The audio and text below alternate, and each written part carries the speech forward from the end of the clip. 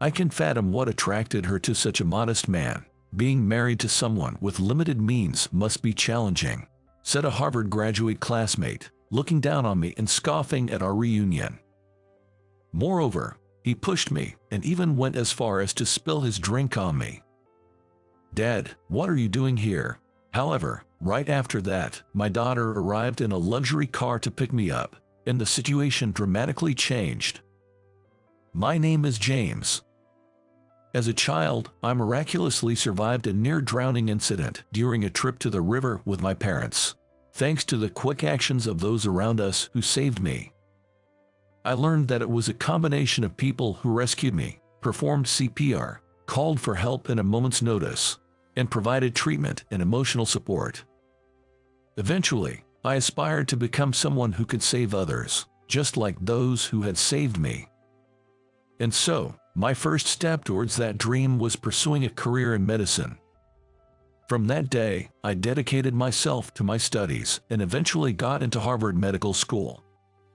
However, there, I became the target of a classmate named Michael. "Just because you're a bit smart and everyone admires you, you think you're better than us," Michael taunted me with his friends. "Is that so? But I have no interest in engaging with you, Michael. Don't act so superior. Just you wait." I had no intention of clashing with Michael, nor did I see him as an adversary. Perhaps that irritated him even more, and Michael left with a threatening remark. From then on, Michael started to harass me. But no matter the harassment, I was so focused on my goal to become a doctor that I paid him no mind. However, one day, an incident made it impossible to continue as before. The company went bankrupt. "I'm truly sorry, James. My father's company had gone bankrupt." My father, apologizing and looking downcast, had visibly lost weight. I was so engrossed in my studies that I hadn't noticed how much pressure my father was under. Realizing this, I was stunned. "Please forgive me for not being able to support your education. How could you say that? Family is more important than anything else. Now it's my turn to support you and Mom." Startled by my father's words, I responded and placed my hand on the shoulder of my downtrodden father. Hearing my words, my father was moved to tears. My mother also cried next to him. At that moment, I made a certain decision. It's a shame to lose such an excellent student like you, but if it's for your family, it can't be helped. "I'm sorry, Professor Thompson. Thank you for everything up until now." After dropping out of Harvard, I went around expressing my gratitude to those who had supported me. I decided to give up on becoming a doctor and to start working in order to support my father and mother. The next day, I immediately started job hunting and was fortunately hired by a major company. And I worked hard for the sake of my father and mother. "James, thank you. I'll start looking for a job too." "Don't push yourself too hard. Take it at your own pace, Dad." Seeing me work hard, my father gradually began to regain his spirits. I occasionally thought back to when I had to drop out of the Harvard, but I had no regrets. As long as my parents were healthy and happy, I continued to work hard and eventually climbed up to the position of department manager. It was around that time that I met a certain woman. "James, you're always working hard. Please have some coffee." "Thank you, Christine." Christine, who had joined the company a few months ago, brought coffee to my desk. She was incredibly attentive and had a bright personality, making her popular within the company. At the same age of 30 as me, I found myself drawn to Christine. "Hey, if you're up for it, would you like to go out for a meal with me?" Of course, I'd love to. One day, she happily accepted my invitation to dine out. From there, we hit it off, and as we went out to eat more frequently, I took the plunge and confessed my feelings to her. "Do you really think I'm good enough? Being in a relationship with you feels somewhat presumptuous." Christine modestly downplayed herself when in front of me, seeming a bit less confident. I shook my head. You're being modest. I like you, including your modesty. I want to ask you again, will you be in a relationship with me, with marriage in mind? Upon hearing this, Christine smiled shyly. From that day on, we officially became a couple. As we continued to date, met each other's parents, and eventually got married. After some time, we discovered Christine was pregnant. It's going to be a girl. We'll name her Elizabeth. Months later, Christine named our newborn daughter Elizabeth. Her big eyes were distinctive, and she was as cute as an angel, captivating us completely. I adored my daughter. I couldn't be more grateful to Christine for giving birth to Elizabeth. Elizabeth grew up healthy and happy, receiving love from both of us. Dad, you know so much. How come? Maybe because I studied a lot. I once dreamed of becoming a doctor, you know. Years later, when Elizabeth, now 5, casually asked, she was very curious. Why didn't you become a doctor if it was your dream? I had to give up on that dream, I guess. Now, we better hurry to daycare, or you'll be late. Okay. I quickly wrapped up the conversation and urged Elizabeth to get ready for daycare. I thought there was no need to explain all the details to her. Well then, have a good day. See you later. As Christine came to the entrance to see Elizabeth off to daycare, Elizabeth cheerfully waved back. Watching this scene, I couldn't help but smile fondly. Decades later, Elizabeth grew up to be a fine adult and moved out to live on her own. That's when I received a letter at home. An invitation to a reunion. It was from my Harvard classmates, inviting me to a reunion happening in a few months. Despite the harassment from Michael during my university days, I had friends with whom I was close. They must have remembered me, even though I dropped out midway, and sent me the invitation. While feeling nostalgic, I discussed it with Christine, and she said, "Go ahead, it'll be fine." With Christine's approval, I looked forward to meeting everyone after so long. Finally, the day of the reunion arrived. Elizabeth, who happened to be visiting home, drove me to the venue along with Christine for a meal. "Dad, I'll come back here to pick you up." "Are you sure? It's been a while since you've been home, and I don't want to use you as a driver." Since Elizabeth mentioned she would come to pick me up by car for the ride home, I felt a bit guilty but still asked her about it. Then, Elizabeth, with a beaming smile, said, "Don't hesitate.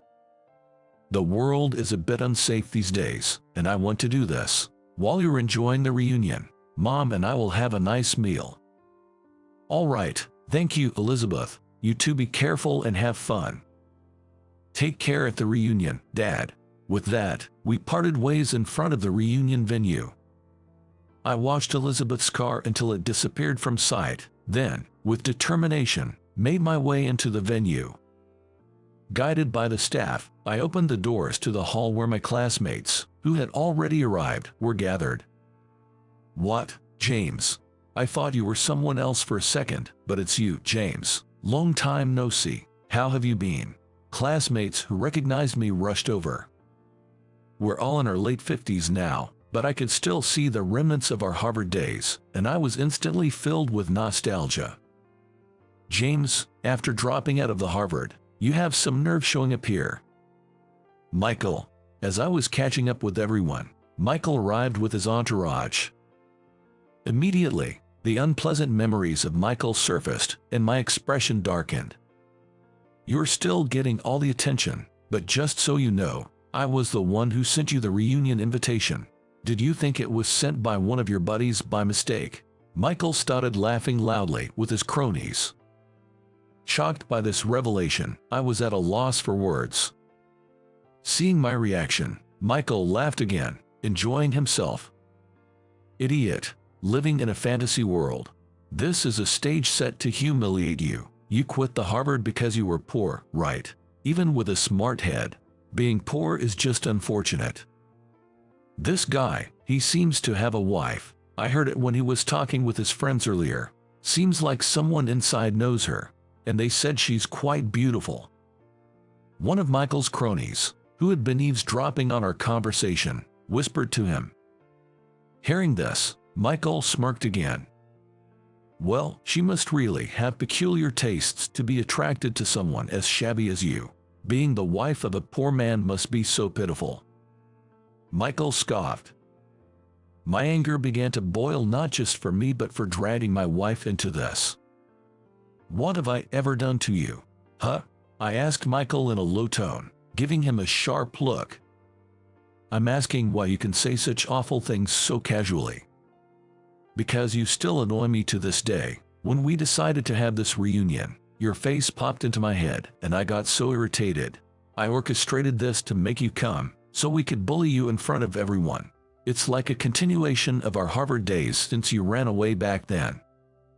Realizing Michael was harassing me again for such a petty reason, I was frankly astounded, but he seemed serious. Michael grabbed a glass of alcohol from a nearby table and splashed its contents on me. Poor people look just right, getting drenched in booze, he said, laughing heartily before grabbing me by the collar and dragging me outside. Now that everyone's seen you're poor, I have no use for you. Don't ever show your face around me again. Michael threw me to the ground and, laughing, turned to go back inside. Just then, a car appeared and stopped in front of us. Initially blinded by the headlights, I couldn't see clearly, but it was a familiar luxury car. Dad, what are you doing here? Hearing a familiar voice, I was taken aback. Indeed, it was Elizabeth who had stepped out of the luxury car. Elizabeth, why are you here? I said I'd come to pick you up, didn't you remember? Now that she mentioned it, it was the time Elizabeth said she would come. Thinking I had forgotten, Elizabeth puffed up her cheeks, seemingly annoyed.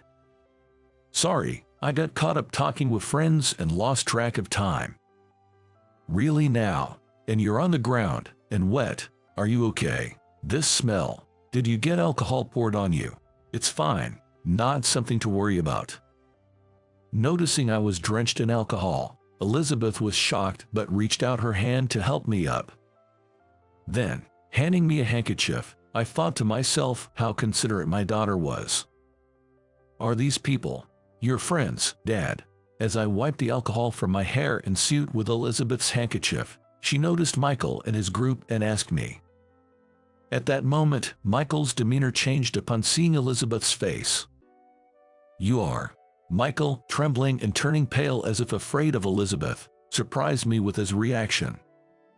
Then, Elizabeth, upon seeing Michael's face, smirked mischievously. Why are you here, Michael? Weren't you supposed to be on night shift today? Though smiling, Elizabeth seemed angry. Elizabeth and Michael know each other. Confused, I asked, and Elizabeth answered. Know each other? He works at my hospital. Shocked by this revelation, I couldn't hide my surprise. It seemed Michael was also surprised to see Elizabeth and me conversing. I swapped shifts with someone else today, but are you two related? I mean, you share the same last name. Michael, looking back and forth between Elizabeth and me, asked her. Yes, that's right, and what of it? What's your relationship with my father? I understand you're one of his university classmates from the fact this is a reunion, but you don't seem like friends. Elizabeth, deducing from the situation that Michael wasn't a friend, glared at him. Michael, panicking, started to make excuses. No, we were friends and got along well back in our Harvard days, right, James? Saying this, Michael forced a smile and put his arm around my shoulder. Repulsed by Michael's overly dramatic act, I thought he could almost be an actor, but determined not to play into his hands, I shook off his arm. Stop it. We never had any good memories together, did we? That's what my dad says. After shaking off Michael's arm, I moved next to Elizabeth and glared at him. Under Elizabeth's stern questioning, Michael became even more flustered. Maybe I was the only one who thought we were close. What are you talking about, Michael? Don't be scared of this woman. Just because they're a family doesn't mean they're not poor. Besides, you just got done putting James down, and now what? One of Michael's cronies, not understanding the situation, blurted out this bombshell, causing Michael to scold him. Then, Elizabeth burst into laughter. Us, poor. Don't make me laugh. Then how did I get something like this? Elizabeth gestured towards the luxury car she had arrived in. A bright red Ferrari. The cronies, who hadn't paid attention to the Ferrari before, were taken aback by Elizabeth's remark. This is my Ferrari, bought with my own money. Who dared to call my father poor? Elizabeth smiled again, but her words made Michael and his cronies turn pale with fear. Then, one crony pointed at Michael. You bastard, you sold me out. It's the bed you made. I can't stand talking to someone who grovels to a woman. Let's go. The cronies left Michael behind, saying this. Angered, Michael yelled after them. She's not just any woman. She's the head of the hospital I work at, damn it. Well, thank you for the introduction, Michael. Your friends seem to have deserted you though. Elizabeth said this, mocking Michael, who had been abandoned by his cronies. In a fit of anger, Michael inadvertently revealed Elizabeth's true identity, but it seemed his confession did not reach his cronies. Now, it seems I'll need to have a lengthy discussion with you about the harassment you've subjected my father to. Depending on what you say, I might just have to fire you. Please, director. Anything but that. I was surprised at Michael's promptness to apologize when Elizabeth threatened him with dismissal. At that moment, I felt the true extent of Elizabeth's influence as the hospital director. The one you should be apologizing to is my father, not me. Are you senile? James, I truly am sorry. Please forgive me. If I get fired, my parents will scold me. Michael, scolded by Elizabeth and begging me for forgiveness, was so self-centered that Elizabeth and I were beyond words, just astonished. Look, Michael is truly apologizing. That's disgraceful. Weren't you spouting insults at James just a while ago? Are you incapable of standing up to that woman? As this commotion unfolded, a crowd of other classmates from the venue came out to the entrance, drawn by the noise.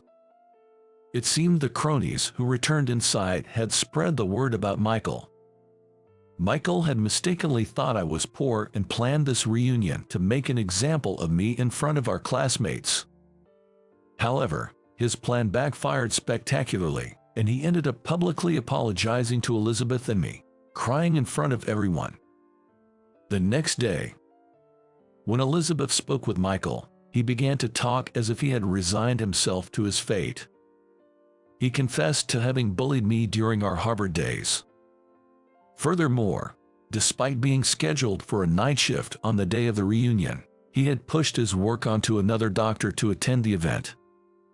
This was something heard from the doctor he had burdened. He thought you were poor because you dropped out of the Harvard halfway through and just assumed it was due to financial reasons. Well, I can see why he might think that. That's why you're underestimated, Elizabeth scolded, leading me to reflect. Perhaps I hadn't talked back to Michael enough, which might have contributed to this situation. If my actions led to this situation, then I too am at fault. But Elizabeth didn't forgive Michael for his harassment towards me and decided to fire him. Michael, having been fired, seemed dejected, and I could almost picture his downtrodden appearance. Elizabeth is a Harvard graduate, running her own hospital and a published doctor. Because Elizabeth is a renowned doctor in the medical community, Michael, having made an enemy out of her and becoming the subject of rumors, was ostracized from the medical field. Now shunned by his parents, he's been leading a life filled with part-time jobs. If it weren't for your help, I would still be belittled by Michael. Thank you, Elizabeth. When I expressed my gratitude, Elizabeth oddly responded with a thanks as well. Curious, I asked why, and she shared something unexpected. Mom told me, you dropped out of the Harvard for the family. If I were in your shoes, I'm not sure I could have made that choice immediately. Listening to Elizabeth, I thought about how talkative Christine was, but appreciated her words. My decision back then was influenced by my experience with the drowning accident. My life, which could have been lost, was saved. So, extending a helping hand to my family, who saved me, seemed only natural. Because of that choice, I found a different path, met my wife, and was blessed with Elizabeth. I had no regrets. Sharing this with Elizabeth, she said she was proud to have me as her father. You're knowledgeable and worked hard for the family, allowing me to graduate from the Harvard. Being able to help you was also thanks to the support from you and Mom. Have more pride in yourself, Elizabeth said. I already did. Elizabeth, who had grown up so admirably, was my pride. Years later, inspired by Elizabeth, I resigned from the major company I had long worked for and decided to retake the Harvard entrance exam. When I shared my desire to retake the exam with Christine, she initially was surprised but then smiled and supported my decision. Encouraged by this long-dormant dream, I decided to chase it once more.